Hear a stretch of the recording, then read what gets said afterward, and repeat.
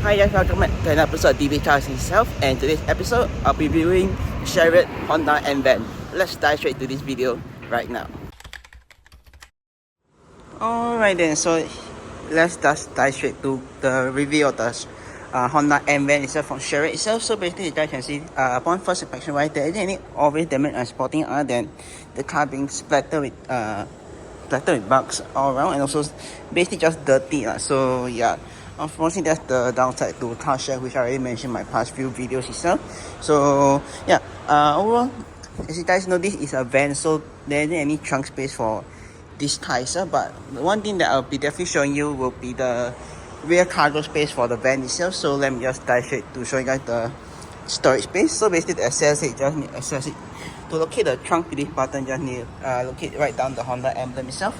Just press on it and the whole thing should open up itself, and voila. So basically this is the rear cargo space for the Honda van itself. Very spacious, as you guys can see. So if you guys didn't know, I think just now before filming this video itself, I did IKEA run in this van itself, and I managed to load a 140 by 80 centimeter table with the legs included as well. So yeah, I think it just barely make it somewhere onto here itself, so just before the latch itself. So that's roughly, I think you guys can roughly gauge the size of it. So yeah, so basically the load that I placed in just now doesn't have issue with width, but the length right just barely make it itself. So yeah, but other than that, this is basically what the cargo space looks like for the Honda van itself.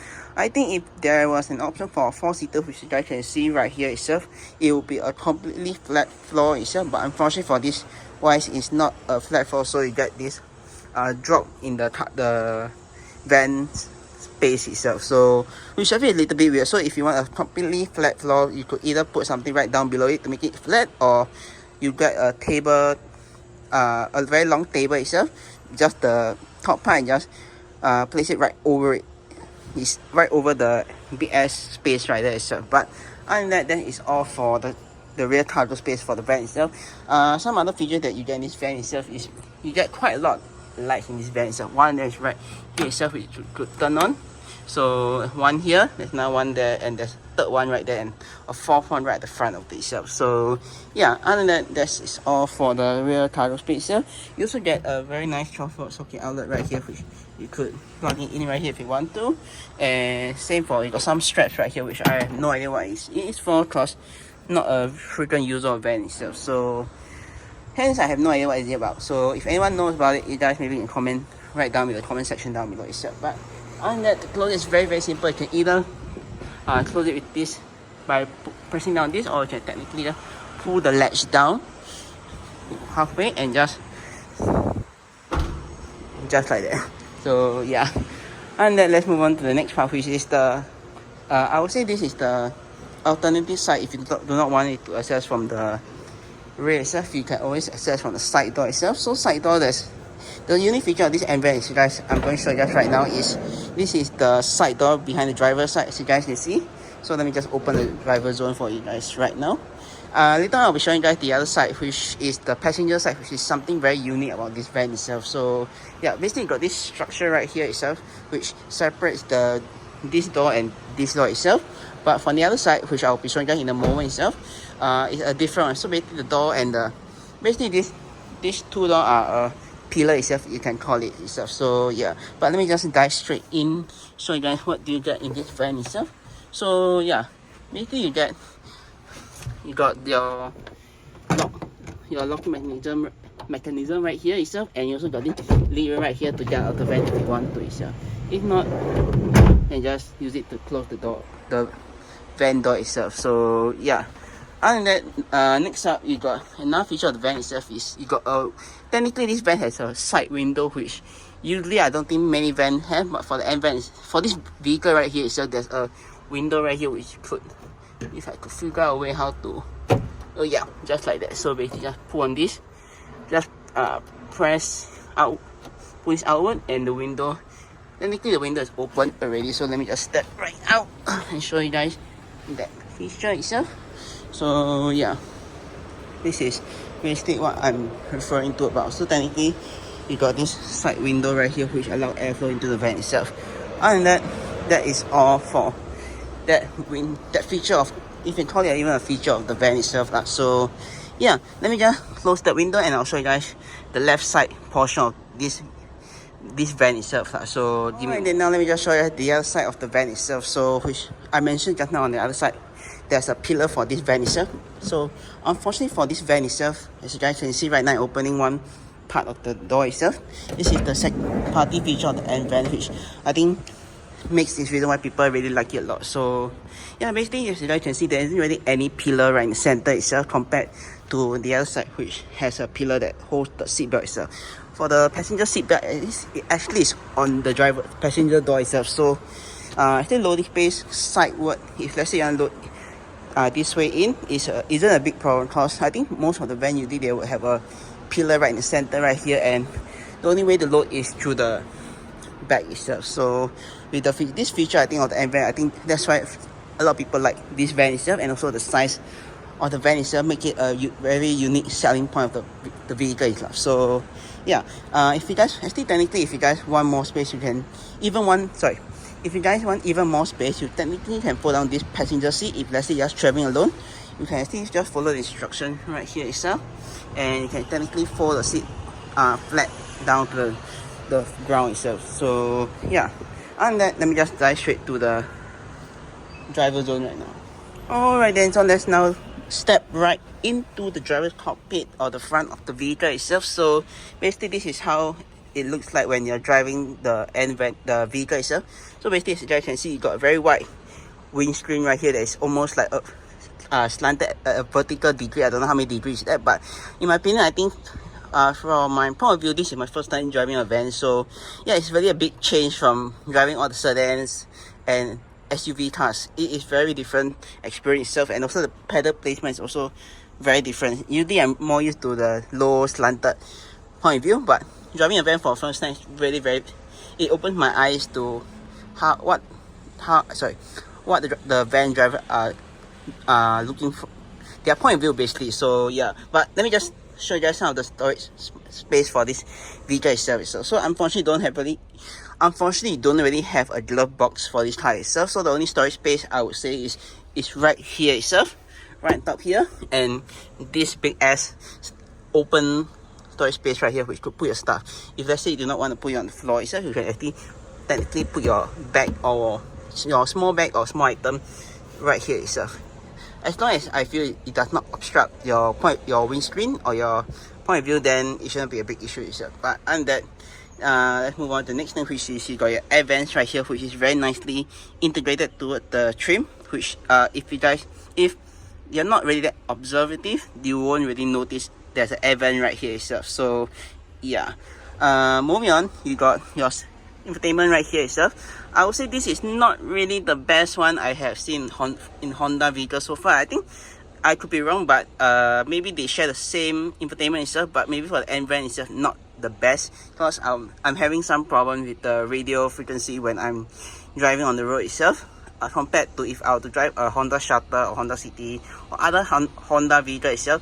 The infotainment and their frequency, let's say I don't hear the radio itself, much better. I'm not too sure why for the end van there's something wrong with the radio itself. So I hopefully they can address the issue itself. So yeah, but other than that, let's move on to the next part, which is you got AC vents, AC controls right here itself. So basically very simple itself. So you got your fan speed control right here. This is to turn on the AC, this to activate the AC itself, this for the direction of airflow towards you, this turn on the fan I think, and this is your front and rear defrost, and you got your recirculate air right here, and on the other side you got your climate control itself. Last but not least, you got your auto climate. Let's say you just want the vehicle to control your climate control for you itself, so you can just press that and it will set everything for you. And just right above it, you got your headlight switch. Is very simple and easy to reach itself. So yeah, okay then, moving on. A vehicle usually won't be complete without some power socket itself. So you got a 12-volt power socket outlet right there itself, which is the same as the rear, which I showed you guys earlier on. You also got a 2 USB Type A port charging for your phone. Let's say you want to charge your phone through that outlet itself, or if you got a passenger at the front, they can use that itself. So yeah, And that's all for the control itself. Next up, let me just show you guys for what the driver gets from their point of view. Driver point of view, you basically got your speedo right in the center, which is go up to 140, but here in Singapore you are limited. There's a speed limit of 70 itself, so anything over the 70 itself, there will be a beeping of telling that you're over speeding right there. So basically, you guys did notice is I don't know how to call it, but I'll just say it's a control box that limits the vehicle speed limit for heavy goods vehicle or small goods vehicle to 70 km/h.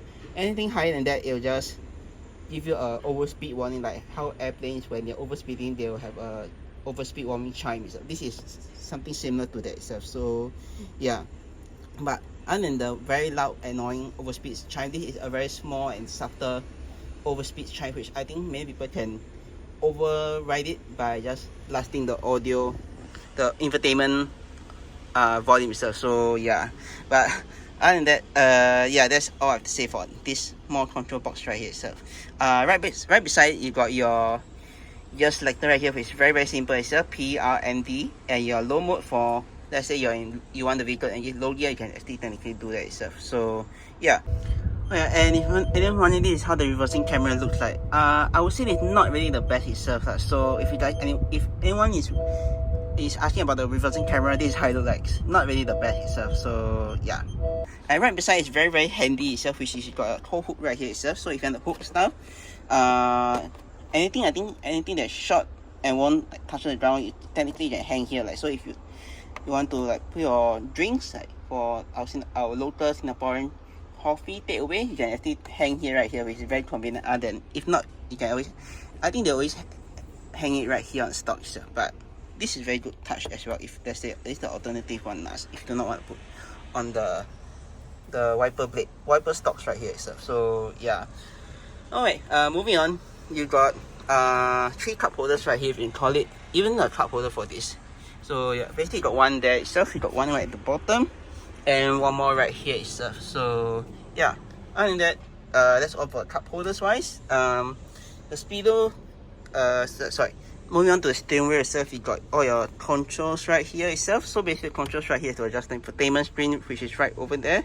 You got your buttons right here, which control this small screen right here, which I'll show you later on when I turn on the car itself. So yeah, and that is all for, oh yeah, and you got your horn center itself. So yeah, but I think that's all for the car itself. Oh yeah, right down below you got your lane keeping assist and your front collision avoidance system, which if you guys want to turn off, you can actually technically turn off through that button itself.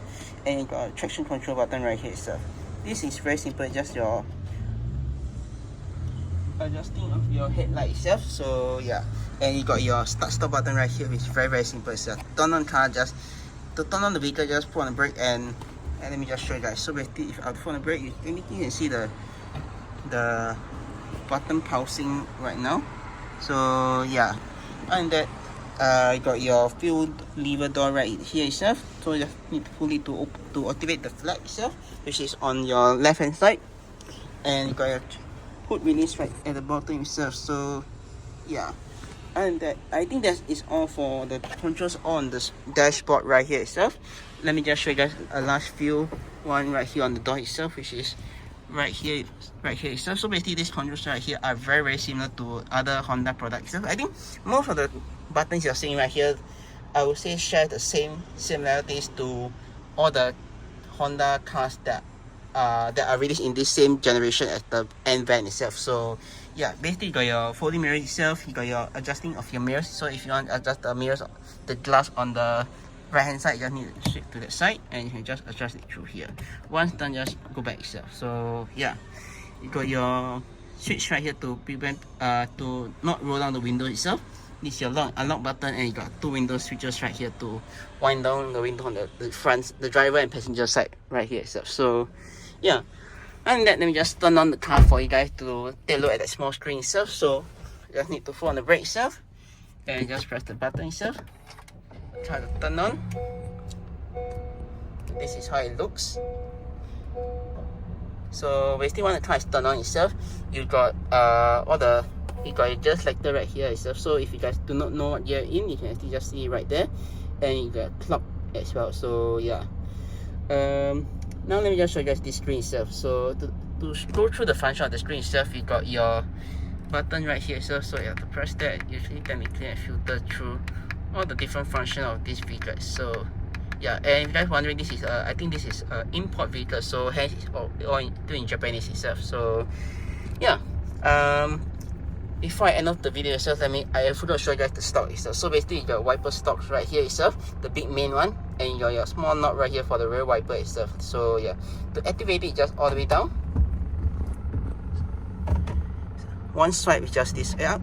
So very simple itself. To wash it, just pull back itself. For the other side, you got your indicators and your light switch itself. So light switch, you just need to turn this knob right here itself. One swipe, or if you want off, or activate the full headlight, this one. Or if you want auto headlight, you can just do that itself. So yeah, and this is your fog light. Indicator is just this, and this. So yeah, to activate high beam, this way down. To flash, you just pull back itself. So yeah.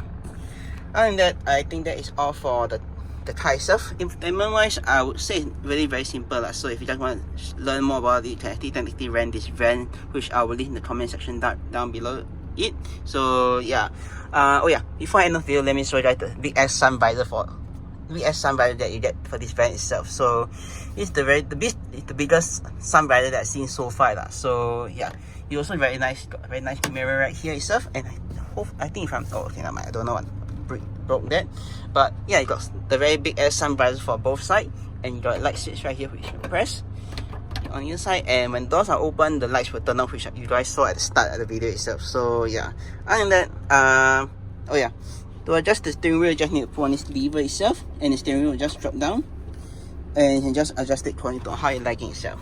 For the seat itself, basically you can just adjust this lever itself for the height. And let me just show you guys I think there's a lever right at the back itself for the angle of the pitch itself. So yeah, and that's all for the van itself. Now you can click on the subscribe button down right below. See more videos like this, or click subscribe and see my 2 other videos. And with that, I'll see you guys in my next video. Peace. Oh yeah, and foot brake right down there itself, anyone's wondering. So yeah, peace.